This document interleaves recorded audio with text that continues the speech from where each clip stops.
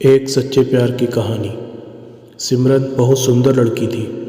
वे जब कॉलेज में पढ़ती थी, हर लड़का उसका दीवाना था।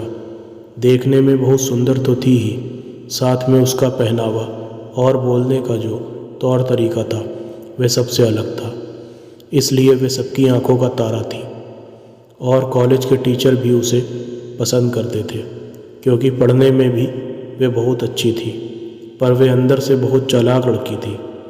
रवि नाम का उसी के कॉलेज का एक लड़का उसको बहुत प्यार करता था। वे भी पढ़ने और देखने में बहुत स्मार्ट था। दोनों एक दूसरे को देखते स्माइल करते। धीरे धीरे दोनों की बातें होने लगी और सबसे छुपकर बैठकर घंटों बातें करते। लड़के को लगा शायद ये मुझे बेहद प्यार करती है और मेरे साथ शादी कर लेगी। पर सिमरन काफ़ी चालाक लड़की थी। वे सिर्फ उसको अपना टाइम पास समझती थी। ऐसे करते करते कॉलेज के 5 साल निकल गए और एक दिन सिमरन रवि को बिना बताए कॉलेज छोड़कर चली गई। रवि उसको अपनी जान से भी ज़्यादा प्यार करता था। ये बात आज से 26 साल पहले की है। तब मोबाइल नहीं होते थे। रवि को उसके बारे में कुछ पता ही नहीं कि वे क्यों बिन बताए चली गई। सिमरन 2 महीने के बाद अपने फाइनल ईयर के एग्ज़ाम देने जब कॉलेज पहुंची तो उसके हाथों में लाल चूड़ा और मांग में सिंदूर भरा हुआ था। रवि ये सब देखकर सदमे में आ गया और मरने तक की सोच ली। बस एक ही बात दिमाग में बैठ गई कि मेरे साथ ऐसा क्यों किया। मेरे में ऐसी कौन सी कमी थी जो उसने मेरे साथ धोखा किया।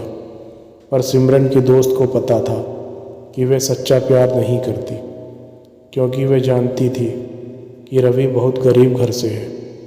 ऐसे गरीब लड़के से वे शादी नहीं कर सकती। रवि तो उसके लिए टाइम पास था।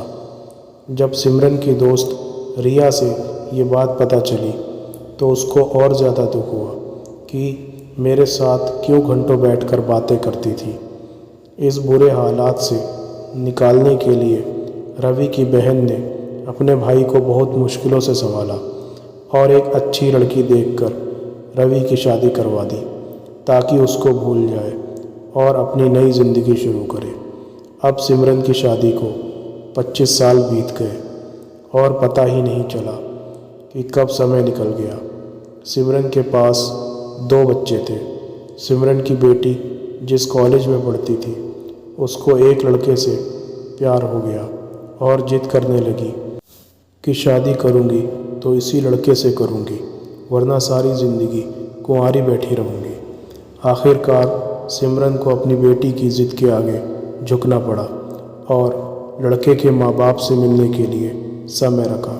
जब सिमरन लड़के के माँ बाप से मिली तो उसके पैरों के नीचे की ज़मीन सरक गई, क्योंकि वह लड़का रवि का बेटा ही निकला।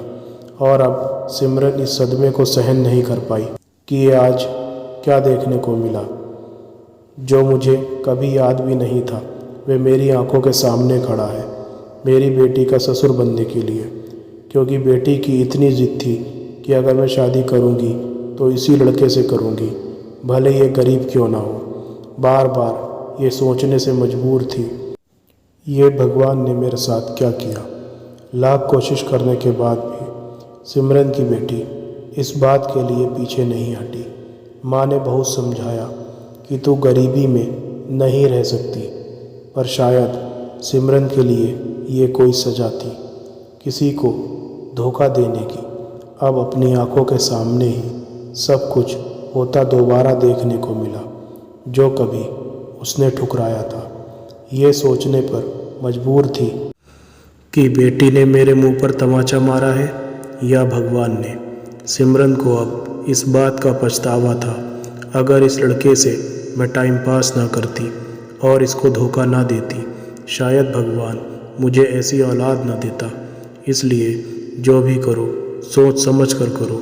भगवान हमारे हर कर्म को लिख रहा है और हमें साथ साथ प्रसाद के रूप में वापस भी देता है। कहानी से शिक्षा, हम चालाकी इंसान से कर सकते हैं पर भगवान से नहीं। भगवान हमारे बुरे कर्मों की सज़ा यही हमें इसी जन्म में देता है।